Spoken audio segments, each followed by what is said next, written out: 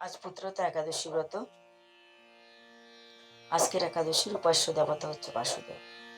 তো আজকের দিনে যারা স্বামী স্ত্রী দুজনে মিলে একাদশী ব্রত করবে, খুবই পুণ্যের কাজ।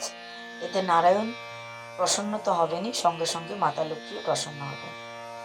তাছাড়া অনেকে মনে করেন স্বামী স্ত্রী দুজন ছাড়া একাদশী ব্রত করা যায় না।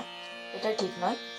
স্বামী বা স্ত্রী যদি কোনো অসুবিধার জন্য একাদশী ব্রত করতে নাও পারে, তথাপি যে কোনো একজন একাদশী ব্রত করতে পারেন, তাতে কোনো অসুবিধা নেই। বরং যিনি করবেন তিনি দুজনেরই মঙ্গল কামনা করবেন। এই দিনে আমরা কলা গাছের বিশেষ পুজো করতে পারি, হলুদ, চন্দন, দুর্বা ইত্যাদি দিয়ে। তাতে মা লক্ষ্মী প্রসন্ন হন। লক্ষ্মী এবং নারায়ণ দুজনেরই আমরা আজকে পূজা করব।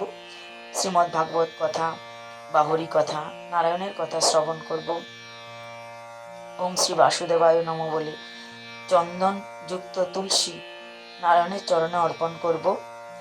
হলুদ কাপড় পরা খুব মঙ্গলজনক বলা হয়, এবং হলুদ জিনিস দান করাও, হলুদ যে কোনো ফল বা যে কোনো বস্ত্র ইত্যাদি ইত্যাদি যে কোনো কিছু হলুদ রঙের দান করা অত্যন্ত মঙ্গল বলে মনে করা হয়।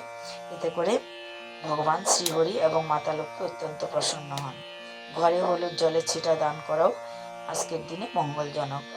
তো এগুলো আপনারা করার চেষ্টা করবেন। অবশ্যই ভগবানের আরতি দর্শন করবেন, ভগবানের প্রসাদ সেবা করবেন, ভগবানকে বন্দনা করবেন, অর্চনা করবেন, প্রণাম করবেন এবং ভোগ লাগিয়ে সেই প্রসাদ গ্রহণ করবেন।